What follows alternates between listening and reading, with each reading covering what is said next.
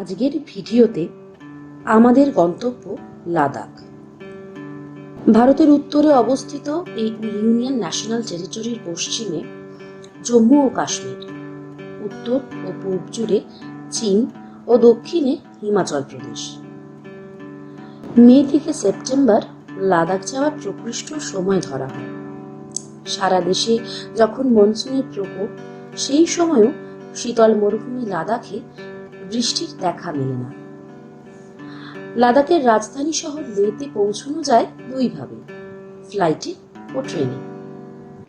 লে শহরে পৌঁছানোর নিয়ারেস্ট স্টেশন হলো জম্মু, যা লে শহর থেকে প্রায় 670 কিলোমিটার দূর, আর এয়ারপোর্ট হলো কুশক বাকুলা রিম্পোচে এয়ারপোর্ট।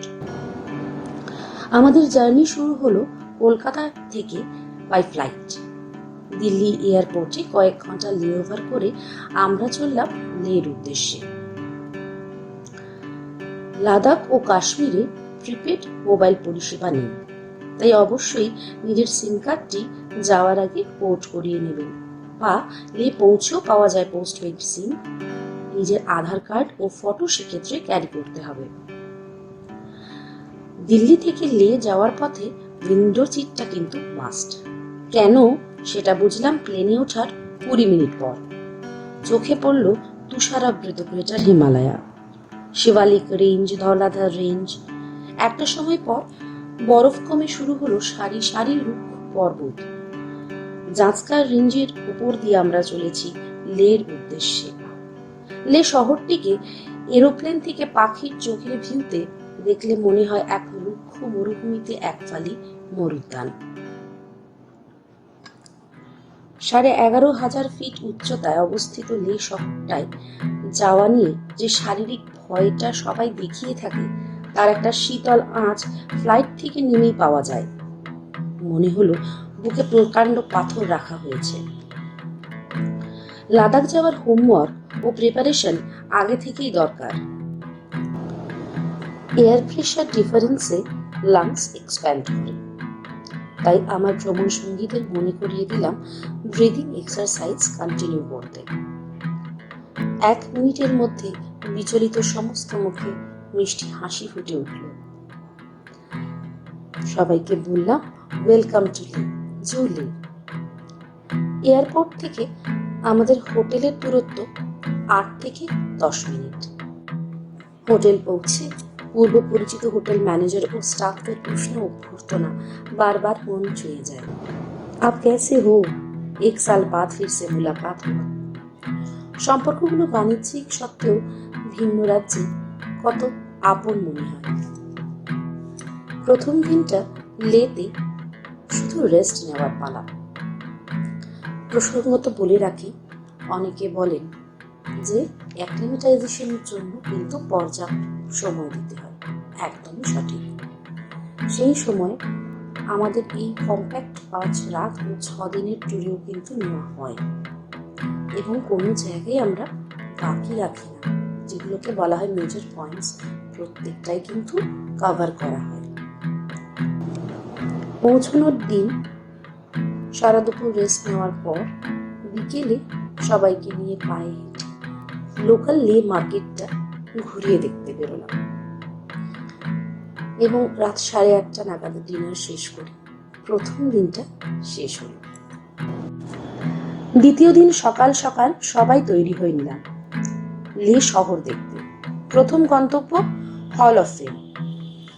লে কার্গিল রোডে স্থাপিত এই মিউজিয়াম আর্মির শৌর্য ও ত্যাগের কাহিনী বর্ণনা করে। 1965-1972 থেকে কার্গিল যুদ্ধে ব্যবহৃত অস্ত্র ও সেনাবাহিনীর বীরগাথার সাক্ষ্য বহন করে এই মিউজিয়াম। আর আছে বিশ্বের উচ্চতম ওয়ার গ্রাউন্ড সিয়াচেনে, -20 থেকে -57 ডিগ্রিতে দাঁড়িয়ে বর্ডার প্রোটেক্ট করা সিয়াচেন ওয়ারিয়ারদের ব্যবহৃত ইউনিফর্ম, ক্যাম্পিং মেটেরিয়াল ও বিভিন্ন সামগ্রী। ওয়ার মেমোরিয়ালকে স্যালুট করে আমরা এগিয়ে চললাম শাম ভ্যালির দিকে। পৌঁছলাম গুরুদ্বারা পাথার সাহিব। কিছুক্ষণ কাটিয়ে এগোলাম ম্যাগনেটিক হিলের দিকে, লে শ্রীনগর হাইওয়ে ধরে।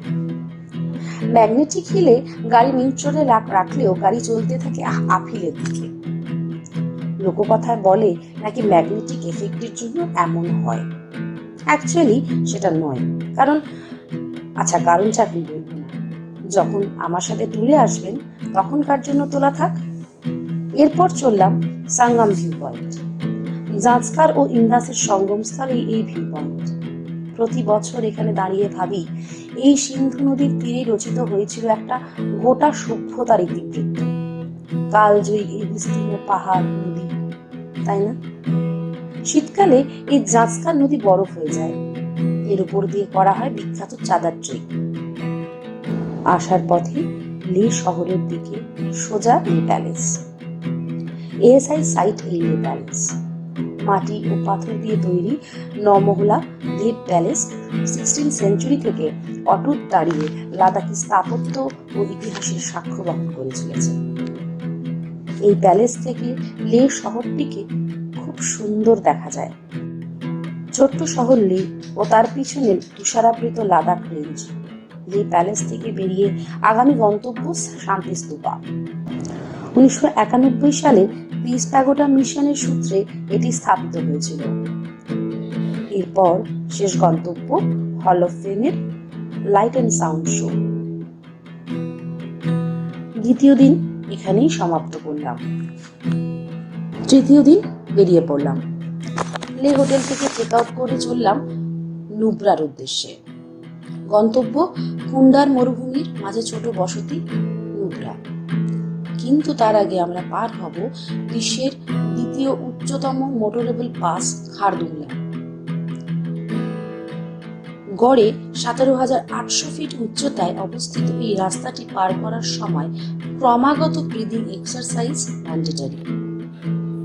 লে লাদাখের মুখ্য প্রাকৃতিক সৌন্দর্য তার নিদর্শন শুরু আজ থেকে। রুক্ষতার মাঝে যে এক ভয়ঙ্কর সৌন্দর্য আছে তা লাদাখ না এলে বোঝা সম্ভবপর নয়। চোখে যা দেখি তার কিছুই ক্যামেরাবন্দি করে জাস্টিফাই করা যায় না। খারদুংলা পাস পৌঁছে দেখা মেলে বরফে ঢাকা পাহাড়।